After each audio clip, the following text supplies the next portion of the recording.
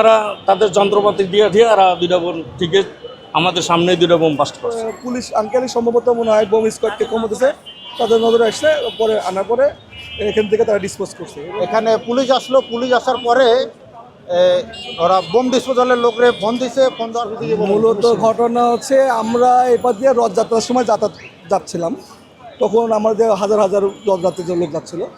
তো আমরা যখন এই দিকে যাত্রা লাগছি কর্নার দিয়ে, তখন এক পুলিশ আঙ্কেল দাঁড়াইছিল, উনি আমাদেরকে বলে একটু দূরে দিয়ে যান। তখন আমরা খেয়াল করে দেখলাম যে একটা লাল ছাতা, মানে সম্ভবত BMW ছাতা, ওটা ওই একবার দেওয়ালের সাথে দাঁড় করানো ছিল। পরে আমরা রথযাত্রা চলে গেছি এবং আমরা আসছি ঢাকা বিশ্ববিদ্যালয় থেকে। আমরা আবার ঘুরে যখন ঢাকা বিশ্ববিদ্যালয়ে যাওয়ার জন্য আসছি, তখন দেখতেছি এখানে বোম স্কোয়াড দাঁড়ানো আছে। তো প্রথমে একটা বিস্ফোরক ঘটানো হয়, ওখানে বোম রেস্কিউ করতেছিল, পরবর্তীতে 15 মিনিট পরে আবার একটা রেস্কিউ করছে। বোম বিস্ফোরণের আগে এখানে শুধুমাত্র একটা পুলিশ আঙ্কেল দাঁড়াইছিল একটা, উনি সবাইকে ওই সাইড দিয়ে যেতে বলছে। যদি সাইড দিয়ে যদি না যাওয়া হতো, সবাই যদি একভাবে সমান সমান করে যাওয়া হতো, দেশে একটা দুর্ঘটনা ঘটে যেত, অনেক বড় ঘটনা। ওরকম কোনো দুর্ঘটনা হয় না, এর মধ্যে ওই পুলিশ আঙ্কেলই সম্ভবত মনে হয় বোম স্কোয়াডকে কমতেছে, তাদের নজরে আসছে, পরে আনার পরে এখান থেকে তারা ডিসপোজ করছে এবং ডিসপোজ করে যে এগুলো জিনিস আসতে।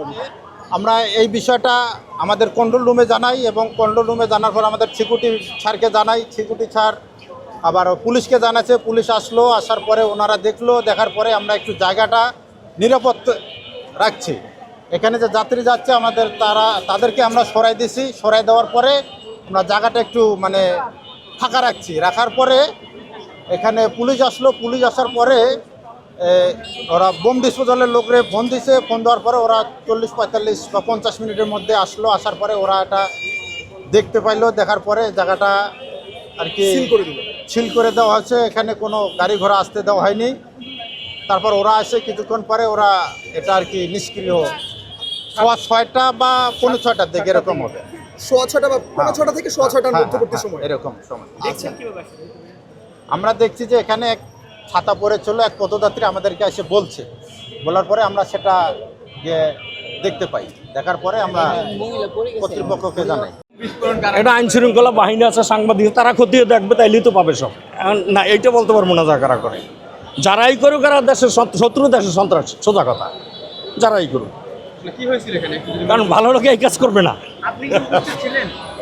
না, উপস্থিত বলতে এখানেই থাকি। হ্যাঁ, তো জানলাম যে এই ঘটনা। প্রথম তো ছাতা দেখে বিশ্বাসই করি না যে একটা ছাতার ভিতরে বোম কীভাবে হয়। এখন তো দেখলাম সচকে যে সত্য বাস্তব। হঠাৎ করে দেখলাম যে পুলিশ বাহিনীর সদস্যরা আসছে। এরপর হলাম যে পুলিশের লোক এই আনসারের এক লোক ওই ছাতা ধরতে গেছে, গিয়া দেখে যে এটা শব্দ হইতেছে। তখন ওনার সন্দেহ হয়েছে। এরপরে এই পুলিশ বাহিনীদেরকে ফোন দিছে, দেওয়ার পরে সবাই আসছে। হঠাৎ দেখে এই গাড়িটা আসছে, কী হয়েছে যে ওই যে একটা ছাতা, ওইটাই বোম, ওইটার। এরপরে ঠিকই দেখলাম এরা তাদের যন্ত্রপাতি দিয়ে আর দুইটা বোম ঠিকই আমাদের সামনে দুইটা বোম বাস্ট করছে। নিরপেক্ষ, সত্য প্রকাশে আপোষহীন।